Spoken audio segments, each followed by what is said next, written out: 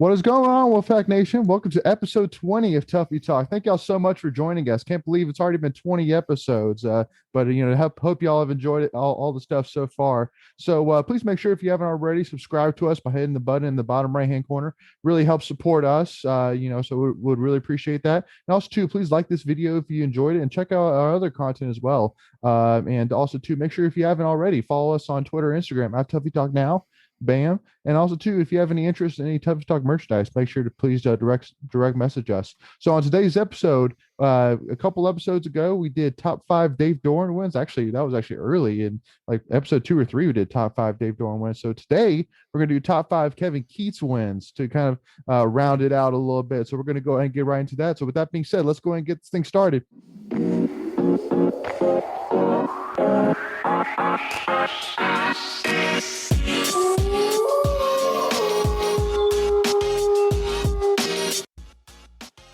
What's going on, Wolfpack Nation? Thank you so much again for tuning in. Really appreciate y'all joining us.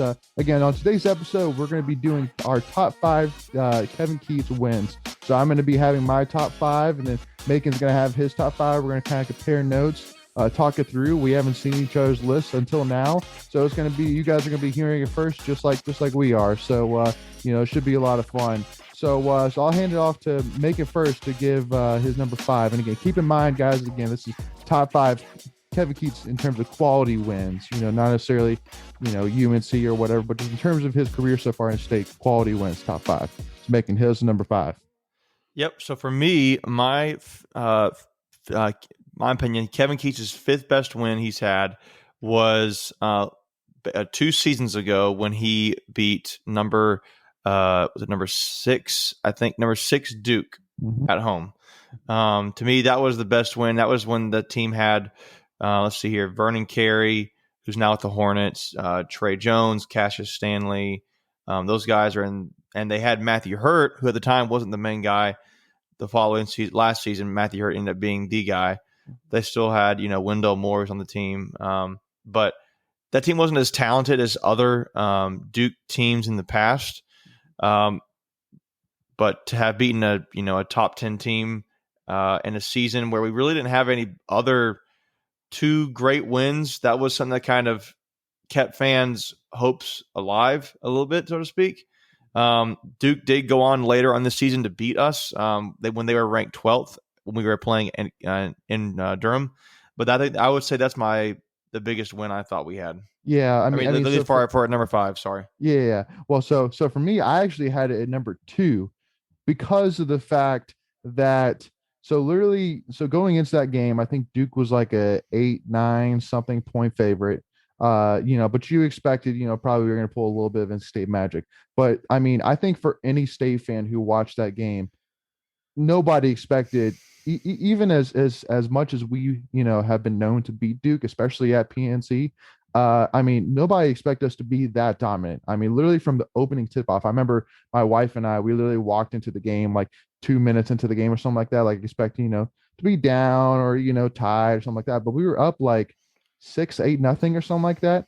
And so actually looked, we were tied for 24 seconds for the entire game. And then the rest of the game, we were up for the entire game. Like there wasn't any point during the game where Duke was up on us, which is crazy to think about. Because I mean, literally, like, especially going into that second half, because I know Markel, if I'm not mistaken, pulled off one of his famous, half court 3-pointers at the end of the first half to go into it, which was just a huge, just absolutely just set the dome off for PNC. But you really did expect in that second half, like you were just waiting, like, okay, Duke's going to make a run back. Just, give it a second. They're going to make a run.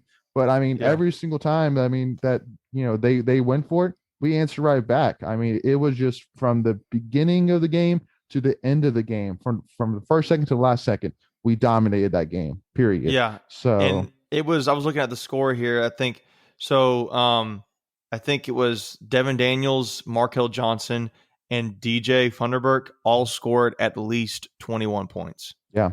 Everybody else was like, I think the next highest scorer was CJ Bryce with 7 points, but Devin Daniels had 25, Markel had 28, and DJ Funderburk had 21. That was on, let me try to see here Devin Daniels was shooting 53 over 53% from the field.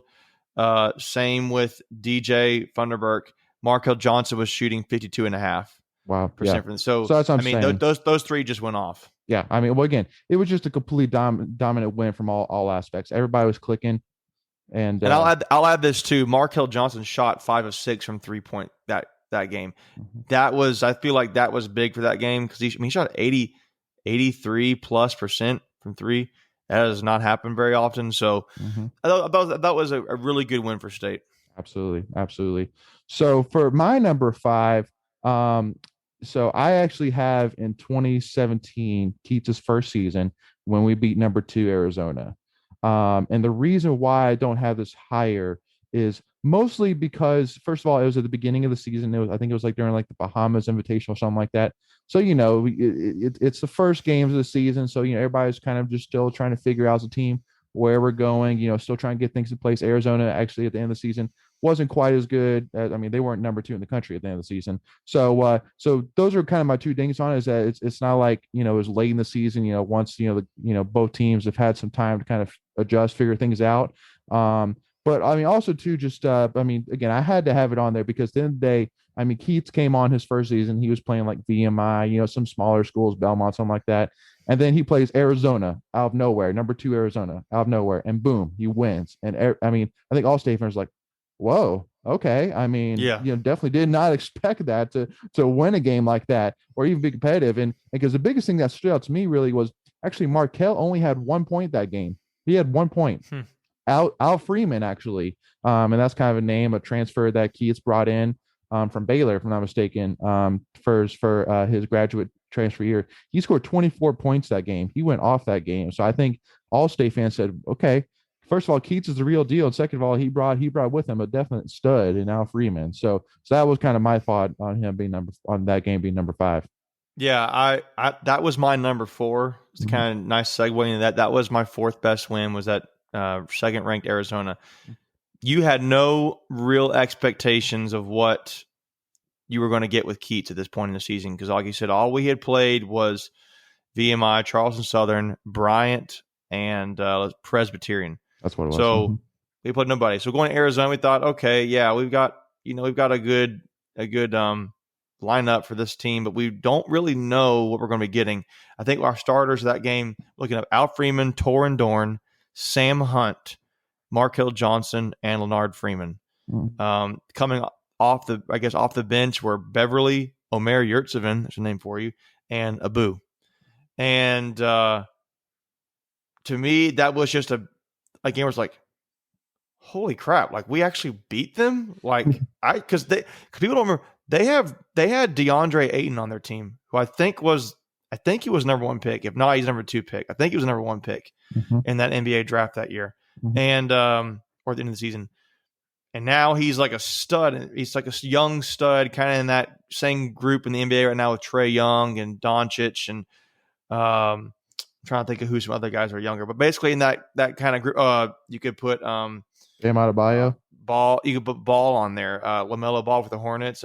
Adebayo. Yeah, that young core or nucleus of NBA players. He's one of those guys now for Phoenix with Devin Booker there too. So he was no joke, and he scored, I think, about 20 points. Another guy that was on that Arizona team was a guy that NC State recruited, or Mark Godfrey did, Raleigh Alkins.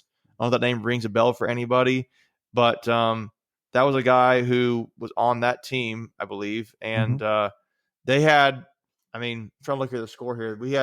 It was a tie game going into halftime, but we ended up, kind of pulling it out at the end. So it was just a really eye-opener, set the tone for Kevin Keatts going into the season and kind of really raised the bar in fans' opinions, in my opinion. Well, because one of the biggest stats too that actually really stood out to me when I was looking at the box, when I was kind of reviewing the box score. So in terms of points off from the bench, we had 39 points from the bench. Arizona had 6. So I'm sure some of that is probably from Al Freeman, because I don't think he started the game. But still, it just kind of solidified that again, that it wasn't, that, I mean, it showed the depth, obviously, that we can score that many points from the bench, from guys who we really didn't expect to be, have starting potential. And, obviously there was some depth there, and I think that definitely paid dividends, into the season with wins over Duke, Carolina, etc. So Yeah, yeah, and I want to make a correction. Raleigh Hawkins was on that team, but he did not play that game. I didn't think so. It was DeAndre Ayton, and then they had another guy who people didn't follow as a big recruiting talent coming out of high school. His name was Alonzo Trier. He was on that team too. They both scored a combined 54 points. Both scored 27 points. So just a really good performance. I'm trying to look up the numbers for what they scored. Alfred had 24, like you said, and then that was a big game for Beverly. 20 points. Yurtsevin had 11, and then Dorn and Hunt had scored 9 in each. But that was kind of like a big game. Maybe that may have been Beverly's first big game he had. Yeah, because he came in with Keatts as well. So yeah, yeah, absolutely. So for me, so now moving to my number 4. So my number 4, I had the win at Virginia in 2020. So where we won 53-51. So the biggest reason why this had to be out there, I mean, because Virginia that year wasn't as dominant, especially as your previous year. I think it was the year before that they won the national championship.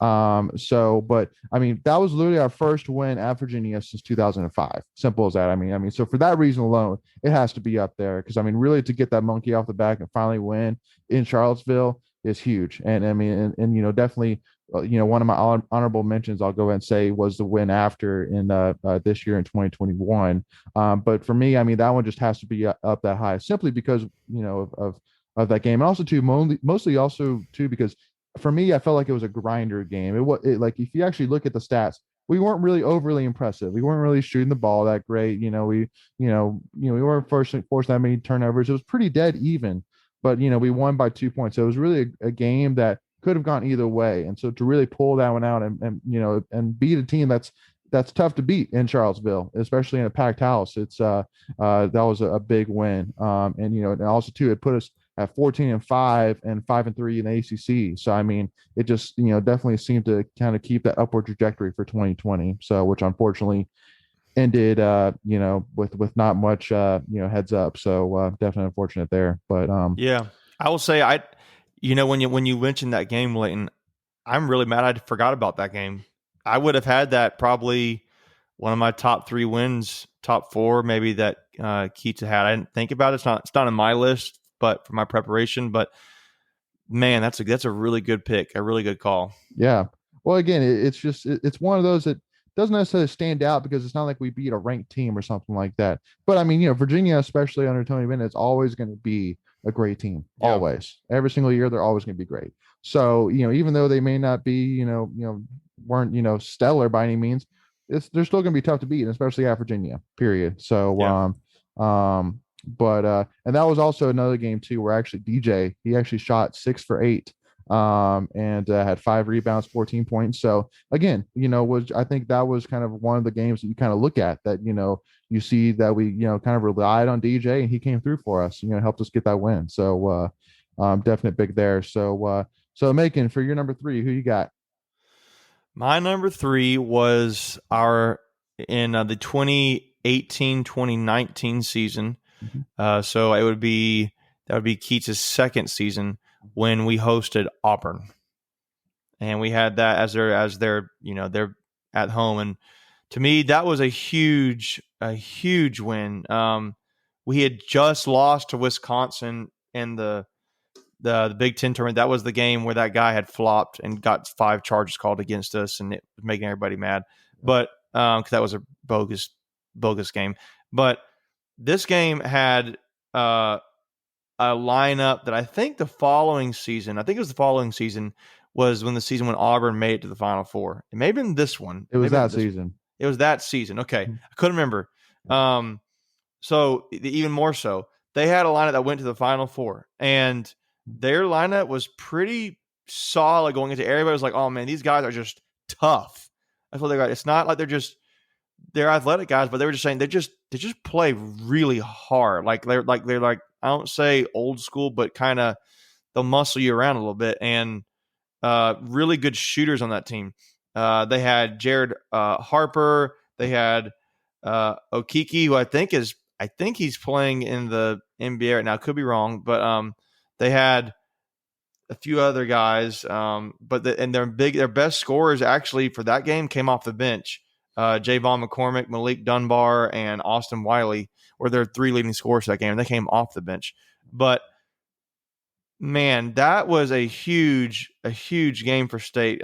Huge confidence boost to that point. Again, I think the Wisconsin loss had taken win ourselves because we had won every game up to that point, except for the Wisconsin game, which we thought was bogus, and then we come back and validate everything again.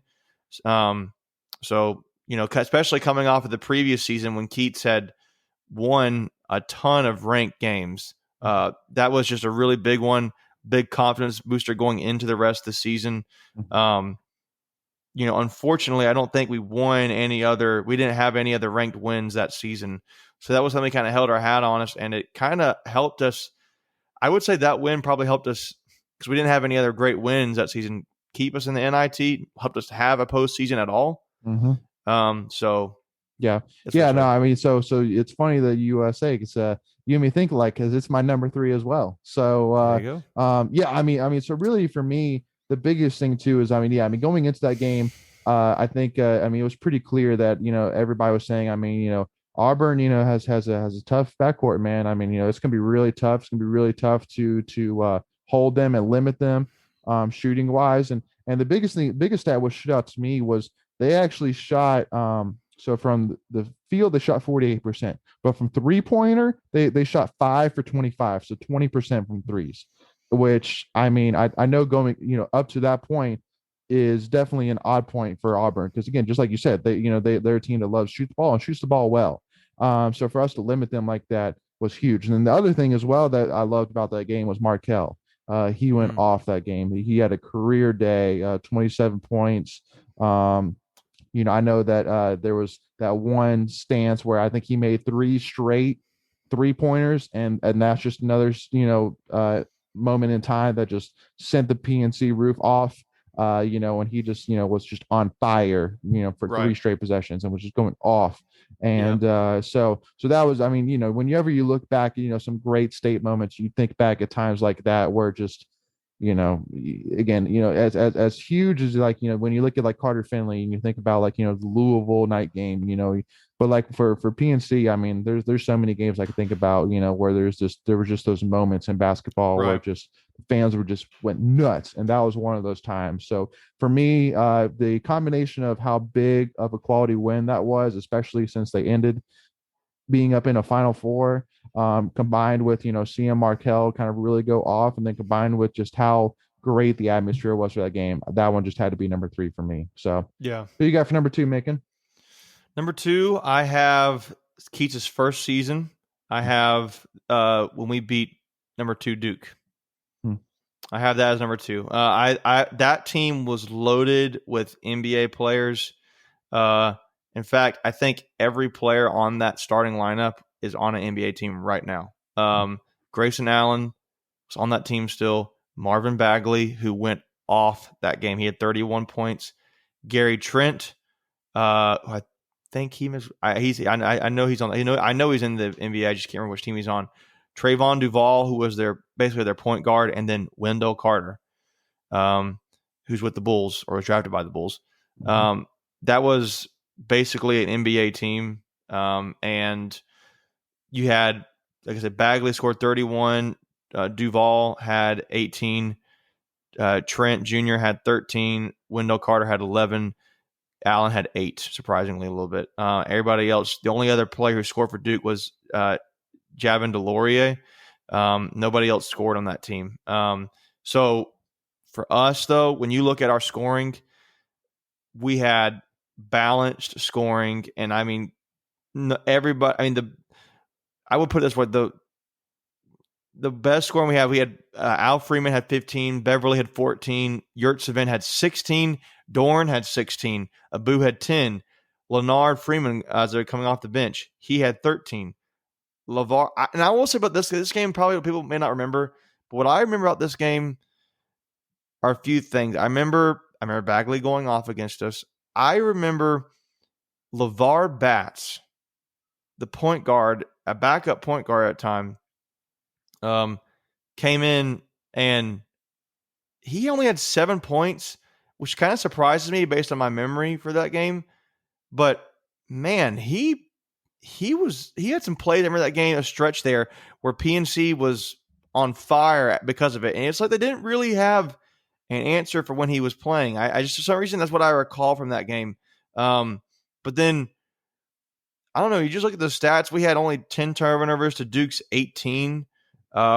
Duke went on, I think, to finish that season in the conference 13-2, I think, or at that point they were 13-2. We were 11-5. So I just thought that was a really, really big win. Duke had that season. I'm trying to look to see who they had already beaten. Well, They had beaten Florida, number 7 Florida. They had beaten number 2 Michigan State. They had beaten number 24 Florida State. They had some really good wins to that point. And yeah, I just thought that was a really, after for us having already beaten Arizona for, getting, I think the next game after that, we ended up going and beating Clemson, who was number 19. I just think that was just like validation. Yeah. This is not a fluke Keatts kind of thing. Yeah. Well, because, the biggest thing too, which, I mean, first of all, I want to say about LeVar. So, I mean, I know, really, I think even when we recruited him, we kind of knew that really his strength was on the defensive side. He's a guy that just plays hard, and defensive wise, that was his strong point. And because I know even now, I know he left us after the first year, and then he transferred to another school. I think it's a local. I think it was UNC Asheville. That's what it was. Yeah. Yep. I think something like that. And then I think now he's transferring again. So again, definitely that game. I think when I kind of look back, I look at really how defensively strong he was. But just unfortunately, in today's age of basketball, it's all about scoring. Unfortunately, which unfortunately I just think is not one of his strong suits. Which it is what it is. So, but yeah, I mean, so really for that game, I kind of take a look at that. So I will go ahead and say that's actually not in my top 5, but you'll see why when I get to my number 1. But but the big thing, for me that really stood out about that game was how I think that, with especially like with Gottfried, you kind of felt like those wins against Duke, Carolina were like whoa, okay, like we got a big win, like we should storm the court. This is amazing, all that. I mean, not to say that still isn't kind of the mindset, but the biggest thing which you kind of saw from Keatts was it wasn't to him like he viewed it as, oh, these were amazing wins, like these stand out. To him it's like, we beat Duke, it was kind of that swagger perspective, and I think that all state fans want is that we don't want beating Duke and Carolina to be like, oh my god, we beat Carolina Duke, like that's amazing, we want to be win half the games or even more that they win. We want it to be competitive. We don't want it to be just like an ever so often thing. So that was the thing I loved about that game, was again it was that swagger from Keatts of like I beat Coach K, so what, almost to a point, like no disrespect at all, but just that swagger and kind of seeing kind of where he wants to go with this program. Yeah, I mean, definitely strong. I think a lot of state fans are excited to see that building off of just like we were saying earlier, building off that win over number 2 Arizona to beat Duke, to really just kind of solidify, just like you're saying, that that beating number 2 Arizona was not just a fluke. That we're actually a really good team here, and we really do have something special. And overall, even though we lost in the first round, I think it was against Seton Hall in the NCAA tournament. It was definitely a great building block for the program to build off of that first year. And so definitely, can kind of hope that, we can kind of, even still to this day, kind of use it to kind of jump off of. So, so just a reminder too, so for me, my number 2 was the 2020 win over Duke. So we already touched base on that. So Mick, I'll hand over to you to give us your number 1. And I'm assuming, since I haven't heard it yet, we might have the same one, but I could be wrong. My number 1 was the overtime win against Carolina. Yep. Same here. Yeah. Yep. Number 1 so far for Keatts so far at this point was that game. I mean, last time we won was 2015, and then before that, I was just looking it up, I think it was 20. The last time I won at Chapel Hill was, the Dean Dome was 2003. which was also in overtime. Yep. Last time we beat Carolina, so we beat Carolina in 2007, beat them in 2013, beat them in 2015, and then 2018. But the 2018 game, that was, to my mind, because of, I don't say because of, I think pretty much because of Al Freeman, because he was 7 for 7 3-pointers. He did not miss. And Markel Johnson. I mean, Markel Johnson just kind of showed what a grown man he was on that court. And he showed he was the best point guard on that court. 'Cause I think everybody was like, oh, Joel Berry is going to be so much better. Markel Johnson's like, forget that. I'm the better player. Yeah. And I'm going to make it sure everybody knows it. And he did. And I don't remember I'm trying to look up the stats of that game, but well, and because the one big thing too that I really took a lot of pride off of again is again just like what we say with football. You know, at the end of the day, it takes the right guys that know how to win and know how to find a way to win, know how to bounce back, be resilient. And so I even look at like the first play. If you look at the first play of the game, it was a tip off, and then like the ball was on the court, everybody was scrambling for it, and Theo Pinson, somehow find a way to pull it out, went down the court, and Homer slammed it, and of course Dean Dome just jumped off. So like immediately first play of the game, immediately kind of State was kind of put up against the wall and I mean easily you kind of look back and you think okay, that could have been a time where maybe a not so strong State team might be like, oh gosh, like what have we gotten ourselves into? But again, I mean they bounced back. O'Meara had a great game because that's one of the big thing as well. Because and I'll go ahead and tell you. So the two players that really stood out to me as well, besides Markel, was first of all O'Meara, but also to Torin Dorn. Because actually Torin Dorn actually had 20 points that game.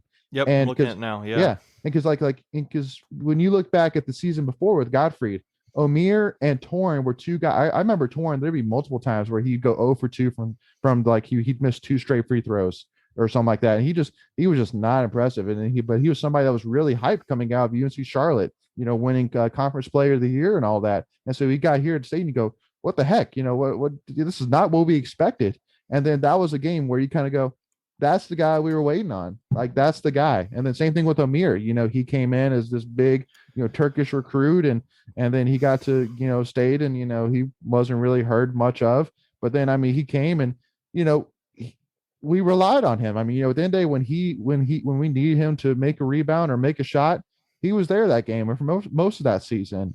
So that's why to me, I think that that kind of stood out a lot to me for Keatts because it kind of showed that he was able to bring the best out of his players at the time. I still think that that's the case as well. Overall, I mean I know it's hasn't really been as consistent, but it definitely can prove to show that that they bought in, that guys like Torin and O'Meara, who went through a coaching change immediately bought into Keatts and obviously paid dividends that season. So yeah, that was to me the biggest win he's had, no question about it. I remember where I was when we won that game. Mm-hmm. So, because even like if you look at the UNC team, I mean, like they had Luke May, who I mean I know every State fan can say 31 that game. I think he had 31 that game. Yeah, I mean who's absolute a thorn in the NC State side, and then they had Joel Berry, they had Cam Johnson, who ended up being a first round pick. But I mean, But I mean, he could have been a first round pick whenever he left, but he just decided to stick around, for some reason, like all Carolina fans, all Carolina basketball players decided to do. And, but I mean, that dude is tall and he could shoot 3, man. And then obviously having Theo Pinson, who I know he was jumping around the G League for a little bit, but again, he's a strong player that can make a highlight film, and so that was overall a great UNC team. So, I mean, for us to beat them, and again, a grinder game, it wasn't like, a fluke, UNC, would make a run and we'd make a run right back. And simple as that. And when it went to overtime where, it's time to, separate the men from the boys, time to put up or shut up, Markel said, watch me, shot 3, Drano, game over. Like, I mean, for me, just such a great game and a great game factor. That just, for me, just whenever I think about Keatts, you can't help but think back on that win. That was such a huge win for the program to really just, also to solidify to all UNC fans of like, Keatts is no joke now. But see, that was the season right after Carolina just won the national championship too, Mm-hmm. because they had beaten Gonzaga in the national championship game the year before. And I mean, to go on the road and then say like, I mean, that's just a huge win for your program. They had just won the championship. You go to their house and you beat them. Yep. And everybody's talking about Carolina like they're always going to do. And I thought that was great. That was to me is Keatts' biggest win. Well, and because I mean, just like I think you're saying as well. So like, even if you look at even just when we played at Carolina the year before with Gottfried, we lost what 110-55 or something crazy like that. We lost, the most embarrassing loss I think I've seen. Yeah, we lost like crazy amount. And then the next season, like 365 days later, we beat them in overtime, 95-91. Like it's such a great turnaround, So yeah, no, absolutely. So, and because one of the games as well, I wanted to kind of bring up in my honorable mention as well. And making feel free to do it as well. But the one big game I would actually say as well that I would put on the list was in 2018 when we played an ACC tournament. We were kind of on that bubble for the NCAA tournament. And unfortunately, at the end of the day, we still ended up in NIT, which I think all state fans and, most people would say, we got duped. We should have made it in, but it is what it is. But beating because that first round we played Clemson, who earlier that season we beat. And, I think a lot of experts would say that State and Clemson were really neck and neck in terms of skill level.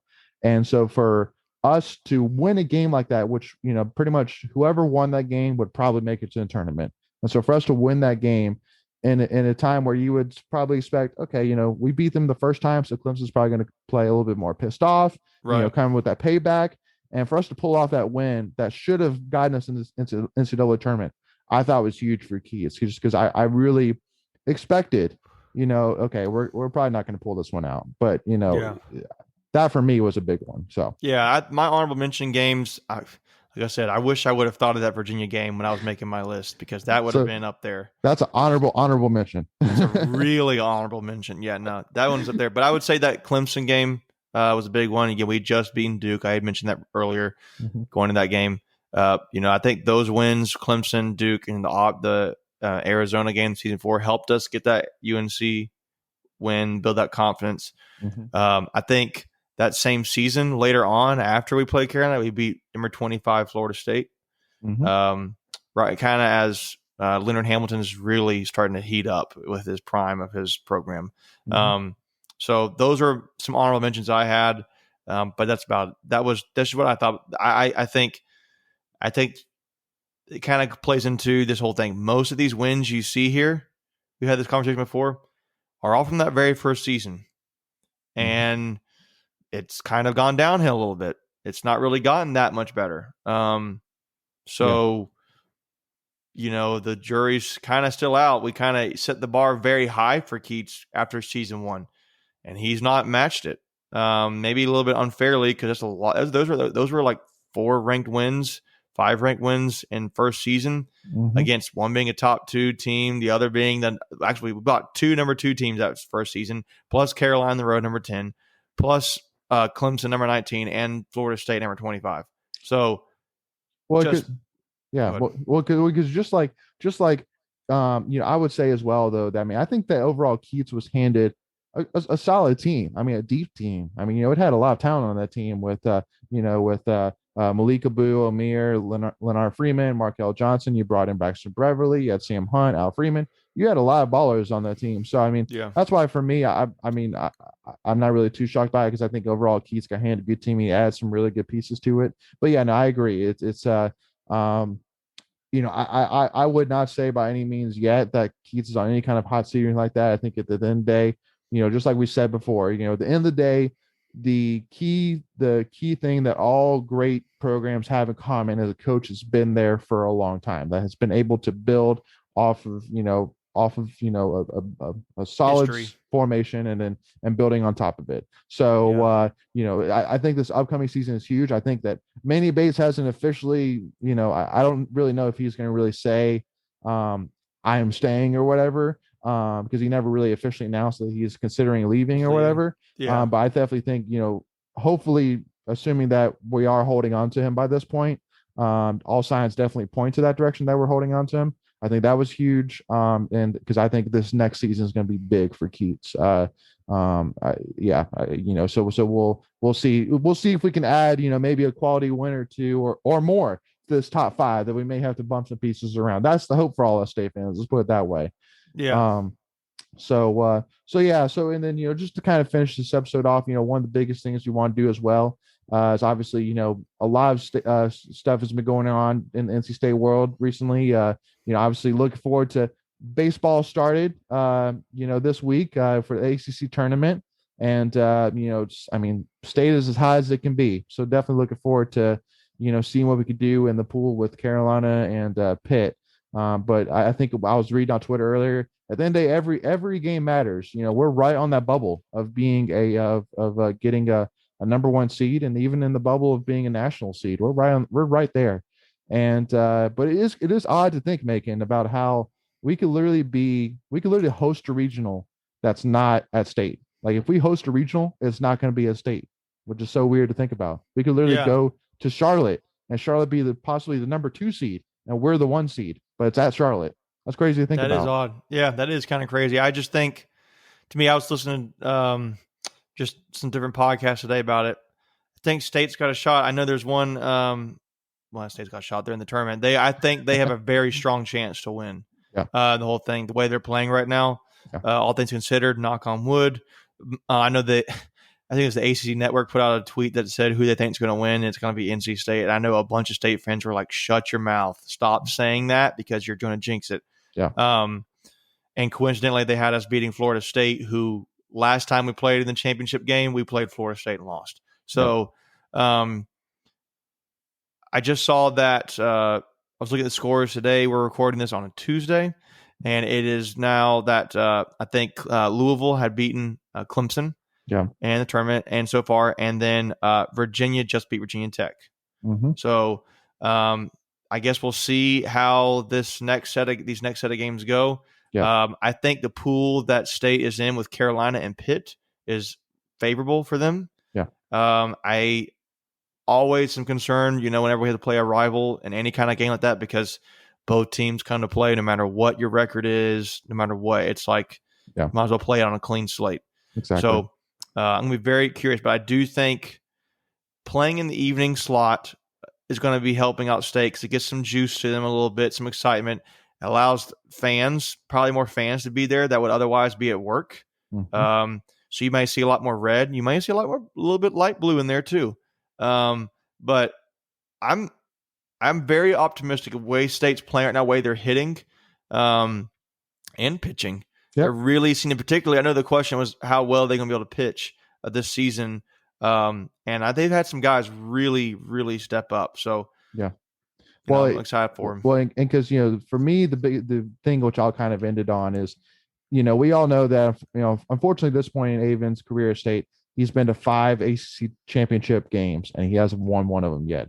But let me tell you, though, like this season, he's definitely has a good chance of winning ACC title. And if he wins an ACC title, then there's no talks of him even getting let go. I know right now there's a little bit of worry from a lot of State fans of of inconsistency and not winning a title or whatever. If he wins a title, he'll, all State fans should want to keep him here until he wants to go. Simple as that. Period. Yeah. He won a title. Boom. That's what you're looking for. So that combined with consistently being top 25 with, getting us, top 10s every so often, doing well against Carolina, hosting regionals, super regionals, we're happy. Just get us that title. What do you think? What is the bar for you specifically in the ACC tournament? I mean, the bar winning the whole tournament. Well, I would say you at least need to get to the championship game for the sake of giving us the best shot of getting a number 1 seed. And so that's for me. But I mean, really for me, I'm saying as good as we're playing right now for guys like Terrell Tatum, who, I mean, there's somebody before during the preseason that I don't think any of us really expected to be a first team all ACC guy, first team all ACC, Terrell Tatum. Holy smokes. So, and I mean, pitching is really, shined so far. So for me, I mean, I think you got to win it, man. I'm telling you. I don't know, but I just know Notre Dame likely could be the team you play against. Oh yeah. And I think Notre Dame dominant right now. So it's just Yeah. tough to say, hey, you got to beat them or we're disappointed kind of thing. It's like, I just think it's like you've had such a good season after your rough start. You've dominated the ACC. So thank you all so much again for tuning in. Please make sure, again, if you haven't already, subscribe to us by hitting the button in the bottom right-hand corner. Really appreciate that support. Please like this video if you enjoyed it. Yeah. And please check out other content as well, all our other episodes. And please make sure to follow us at Tuffy Talk Now on Twitter or Instagram. And definitely looking forward to seeing you guys next week. And definitely hoping to look forward to sharing a lot of exciting news this weekend. Hopefully celebrating an ACC title. That's the hope next week when we get back on together. So thank y'all so much again. Please make sure to tune in next week and stay safe, y'all. Go Pack.